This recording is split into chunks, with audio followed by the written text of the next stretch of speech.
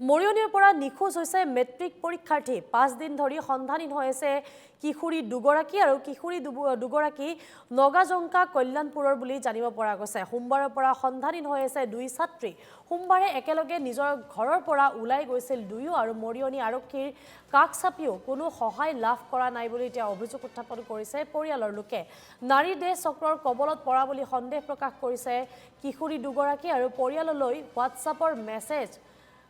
message দি নিৰুদ্দিষ্ট হৈছে কিশোৰী আৰু দুইগৰাকী কুশলে থকা বুলি জনাইছে পৰিয়ালক আৰু বুধবাৰে হোৱাটছআপত মেছেজ কৰে দুই কিশোৰীয়ে আৰু এনেদৰে দেখিবলৈ পোৱা গৈছে পুনৰ এনেধৰণৰ ঘটনা সংঘটিত হৈছে এইবাৰ মৰিয়নিত এনেদৰে মেট্ৰিক পৰীক্ষা দিবলৈ ওলোৱা পৰীক্ষাৰ্থী দুগৰাকী সন্ধানহীন হৈ পৰিছে সোমবাৰে একেলগে নিজৰ ঘৰৰ পৰা ওলাই গৈছিল বুলি জানিব পৰা গৈছে দুইগৰাকী ছাত্ৰী তাৰ পাছৰে পৰা সন্ধানহীন হৈ আছে আৰু পৰিয়ালৰ লোকে সন্দেহ প্ৰকাশ কৰিছে হয়তো দুইগৰাকী ছাত্ৰী নাৰী দেহ চক্ৰৰ কবলত পৰা বুলি সন্দেহ প্ৰকাশ কৰিছে আৰু পৰিয়ালৰ লোকলৈ হোৱাটছআপ যোগে মেছেজ দিছে যে তেওঁলোক কুশলে আছে বুলি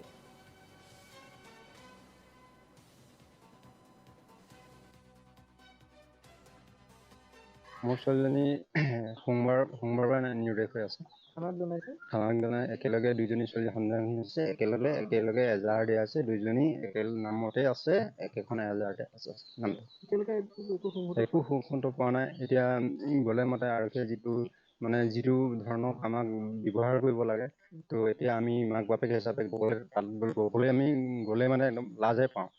লাজ পাওঁ মানে এনেকুৱা ধৰণৰ বাক্যবিলাক কৈ দিয়ে তোৰ ছোৱালীয়ে বেয়া বুলি কয় আমিতো শিকাই পঠিয়া নাই হয় নাই বাৰু বেয়া হওক যি হওক ভাল হওক আনি ল'লেহে আমি ভাল কৰি ল'ম পিছত এইটো কৰ বুলি আমিতো শিকাই পঠিয়া নাই অকল আমাক সেইটোৱে তেনেকুৱা ধৰণৰ কমেণ্টবিলাক দি থাকিলে মানে আমি বৰ দুখ পাওঁ ইমানে দুখ পাইছোঁ নহয় ভাষাই নাই তাৰমানে ক'বলৈ কোনে কয় এইটো আপোনালোকক থানাত উঠিছ আপোনাৰ ছোৱালীজনী কেতিয়াবা ঘৰ নাইকিয়া হৈছে সোমবাৰৰ পৰা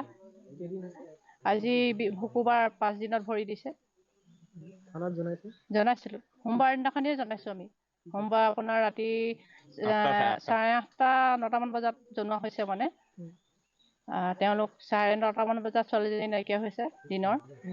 আপোনাৰ বিচাৰ কৰা মেলা পাছত নোপোৱাত আমি পুনৰ প্ৰশাসনৰ ওচৰত চাপিছিলোঁ সোমবাৰ ধৰি লওক 8:30-9টামান বজাত কিন্তু আজিলৈকে তেওঁলোকে কোনো সন্ধান আমাক উলিয়াই দিব পৰা নাই আৰু কোনো মুহূৰ্ততে আমি নোপোৱা হৈ আছোঁ সেইকাৰণে